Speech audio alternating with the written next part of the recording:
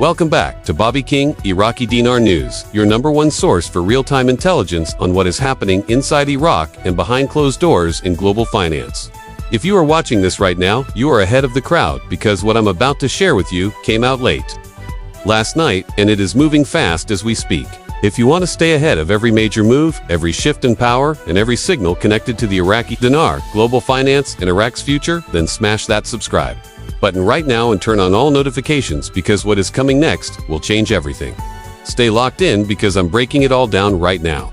In New York, a storm is gathering over the future of Iraq.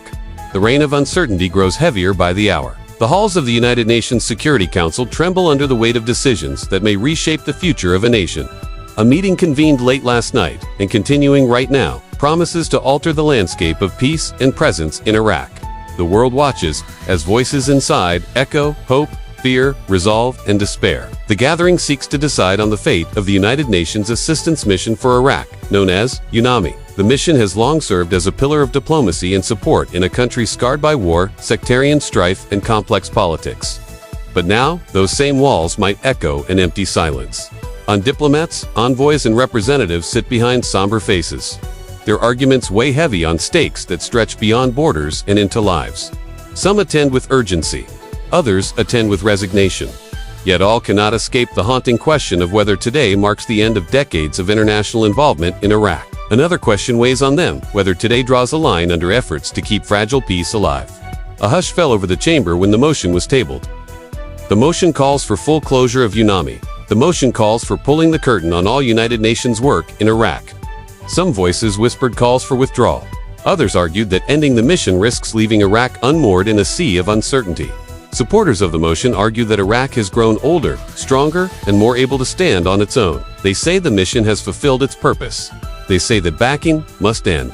They say that sovereignty must breathe free. They say that now is the time for Iraq to chart its own course. They point to improved security in major cities. They point to political agreements on paper. They point to a government ready to take on responsibilities once handled by foreign bodies. They argue that continued international presence delays true self-governance. They argue that it fosters dependency. They argue that it stifles growth. They argue that it prevents Iraq from claiming ownership of its future. On the other side are voices steeped in caution and fear. They warn of fragile institutions waiting to be tested. They remember the nights when bombs shattered lives and sectarian fires spread across neighborhoods. The scars remain fresh. The wounds are not yet healed. They contend that UNAMI has offered a neutral ground for mediation, reconciliation, and humanitarian help.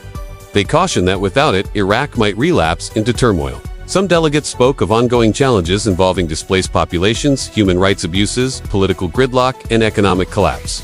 There was mention of vulnerable minorities lacking representation and security for women.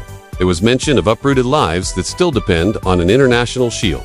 They pleaded for time, more oversight, and more engagement. Beyond the official meeting, there are darker whispers. A claim from inside sources suggests that all this will end once payments are complete, contracts expire, and payroll ends. Then the foreign teams will pack their bags and leave. That claim drifts in the air like a poisonous mist. It smells of betrayal and the abandonment of the vulnerable. It stings with the bitterness of desertion.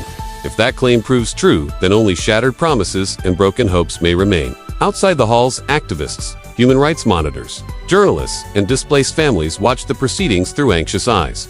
They understand that this decision touches real homes, real children, and real futures. It is not just abstract geopolitics, but flesh and blood reality. For many, Iraq is more than a country. It is memory, pain, love, and loss. It is a fragile, delicate web of coexistence. That web might unravel in the absence of outside watchers and protectors. The fear is that some factions will grow bolder. Violent retaliation may rise. Sectarian lines might harden. Grievances might deepen. What happens if UNAMI closes? What happens when its offices are shuttered and its staff are gone? What happens when its patrols are silenced and its advisories are ended? What happens when its peacekeeping presence is replaced by silence? Will humanitarian aid slow or cease altogether? Will displaced families lose avenues for resettlement? Will human rights abuses go unchecked? Will political disputes erupt into bloodshed once more? The Security Council meeting stands a decision here, matters as deeply as any battle fought in the dusty roads of Mosul or Basra. A vote here could echo for generations. Many in the chamber hold their breath. The air feels heavy with responsibility. Some speak of legacy and service. Others speak of the shifting tides of global politics. Some mention budgets, funds, and priorities. Others invoke principles of sovereignty and national pride. No one claims certainty. No one promises a magic solution. But everyone knows the stakes cannot be misjudged. Everyone knows the stakes cannot be ignored. Iraq is not just lines on a map.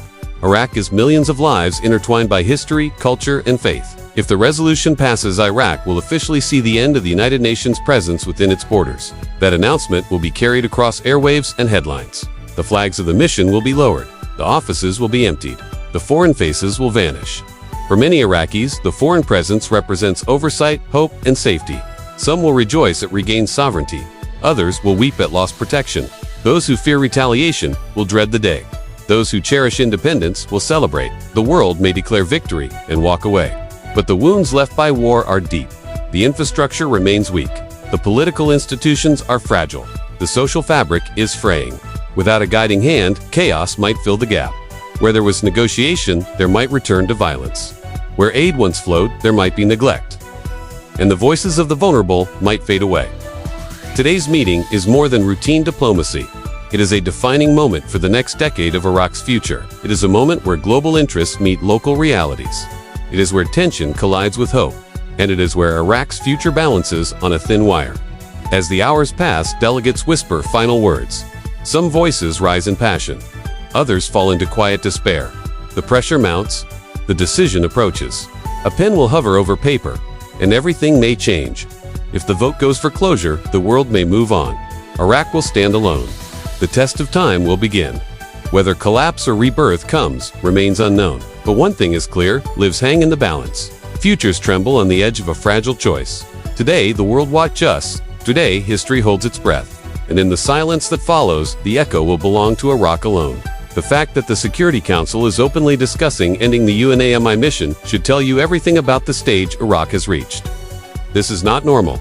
This is endgame level progress. Independence, stability, and a new financial chapter are unfolding in real time. Don't forget to subscribe to my channel, Bobby King, Iraqi Dinar News.